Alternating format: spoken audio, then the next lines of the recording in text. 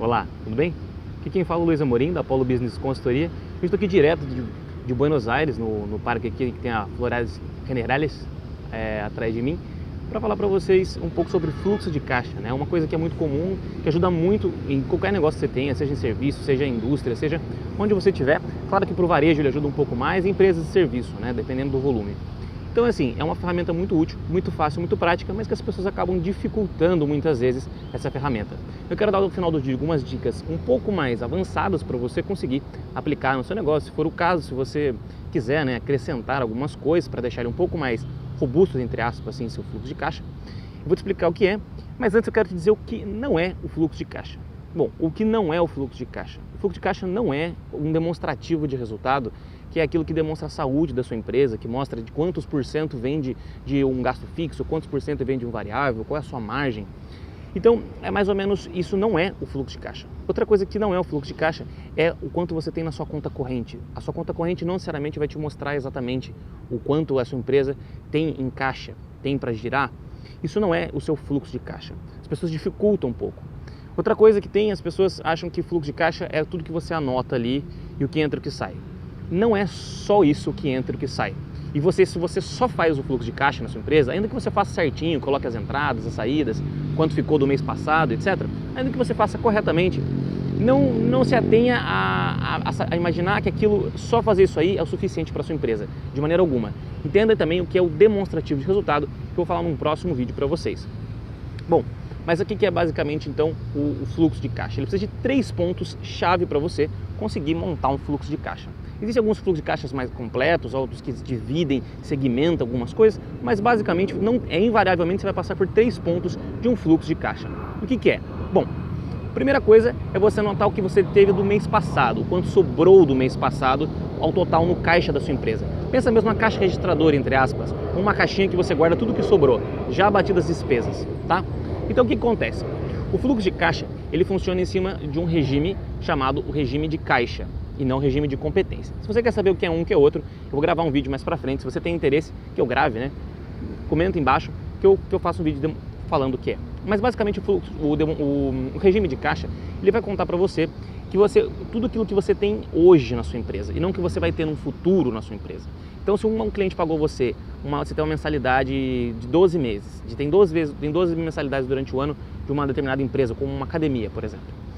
Se você recebe no primeiro dia do mês, então do ano, e você recebe todos os 12, as pessoas muitas vezes não sabem quando que tem que colocar essas 12 mensalidades que o cliente já pagou.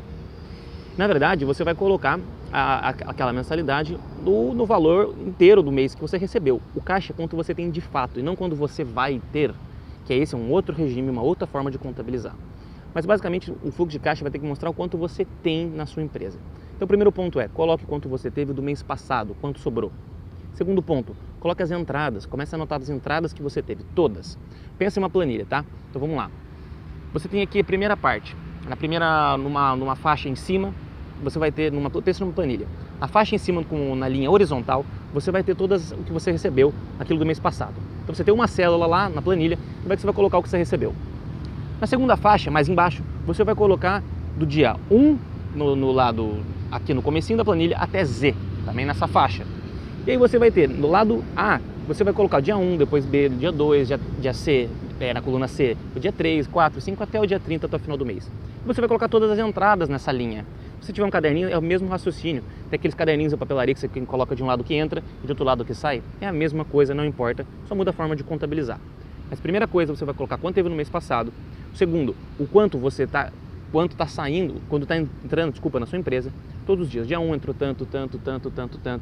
E por fim, numa outra faixa mais embaixo, o quanto saiu. Naquele dia saiu tal. De tal maneira que você vai saber, se você quiser pegar no dia A, que é o dia 1, né? Então você vai pegar lá o que ganhou menos o que perdeu naquele dia, o que saiu, e você vai colocar o final, quanto sobrou. Outra coisa, na coluna B, você vai colocar o quanto entrou, depois o quanto saiu e o quanto sobrou. E no final, na somatória nessa linha horizontal que vai se formando embaixo do mais e o que saiu, você coloca o valor total que sobrou e ao final do mês você vai saber o seu fluxo de caixa. Bom, falei que ia passar algumas dicas mais avançadas, o que você pode fazer. Na parte de entradas, você pode colocar o que você já tinha por banco. Você pode colocar no banco tal, no banco B, no banco C, no banco D. E aí você fala quanto você tem e ao final você soma isso aí e quanto você teve relacionado ao mês passado. Então isso é uma forma mais complexa se você deixar mais elaborado o quanto você teve do mês passado. Na segunda faixa que eu expliquei, que são todas as entradas que você tem, você pode separar por produtos, por categorias, você pode separar por como você estiver, como for o seu negócio, você colocar, então, produto A entrou tanto, produto B entrou tanto, ou se você quiser só soma, seja o A, o produto A, B e C, naquele dia entrou tantos reais. Não importa qual é o produto, tá? O que importa é o valor, o fluxo de caixa está preocupado com quanto entra e quanto sai, é isso, não necessariamente qual produto, de qual está vindo. Claro, se você tiver uma contabilização, ótimo. Embaixo, na coluna C, se você quiser deixar mais complexo também, a parte C, que é a parte da saída, você pode explicar de onde está vindo as saídas, de qual, do que vem o que, você explicar a somatória, né, de quanto vem, tudo isso para deixar um pouco melhor. E ao final, se você colocar, você também pode saber de quando veio de cartão, quanto veio na separação nas entradas. Você pode colocar quanto entrou em cartão, quanto entrou em crédito, quanto entrou em débito, quanto entrou em cheque, em boletos. Você pode separar também para você saber quantos por cento, mesmo porque tem taxas, né, em cima de cartões de crédito, de débito, são taxas diferentes, de crédito é mais caro. Então assim, você pode deixar um pouco mais robusto, mas basicamente não vai fugir dessas três áreas que eu quero que você grave na sua cabeça. Primeiro, o quanto sobrou, sempre. Depois, o quanto entrou e depois o quanto saiu. E aí são basicamente, seja num caderno, seja numa planilha. E o que sobrou de tudo aquele mês, de tudo que teve, ao final de tudo, você fechando tudo, o entra ou saiu, eu aconselho você comparando todos os dias, de 5 em 5 dias, com o seu banco, vendo a sua conta, o que entrou na sua conta, o que não entrou, seja um restaurante, seja uma academia, seja o que for, para você fazer a aproximação bancária, para no final do mês você não saber que o seu banco tem uma coisa e no seu caixa da sua empresa tem um, somando os dois não dá o que está dando no papel ou na planilha, etc. Então faça essa aproximação, de preferência dia a dia, mas se não 5 dias, enfim. E ao final, terminou, concluiu, colocou o que teve no mês passado, somou o que entrou, tirou o que saiu e viu o que sobrou, próximo mês, esse montante que sobrou, você começa o mês seguinte e assim repete o processo. Você tem que pegar o que sobrou e jogar para o próximo mês, tá? Se você tem mais algumas dúvidas, eu recomendo o meu livro 11 Passos para se tornar um gestor melhor. Eu falo um pouco sobre indicadores. É muito importante que você tenha esse conhecimento e que você saiba lidar melhor com isso. Se você quiser, eu vou deixar um pouco para você baixar aqui embaixo no link. Não esquece de se inscrever no canal e seguir e compartilhar com quem esse vídeo você acha que possa ajudar. Aqui é o Luiz Amorim, direto de Buenos Aires, falando aqui do parque com florais generales atrás, num dia lindo, para te explicar isso aí. Se você tiver mais interesse, eu tenho outro vídeo que eu gravei no Chile falando um pouco mais sobre finanças. Eu vou começar essa série aqui que a gente está falando sobre finanças para te ajudar um pouco melhor, tá bom? Aqui é o Luiz Amorim da Paulo Business, a gente se fala. Até mais, tchau, tchau.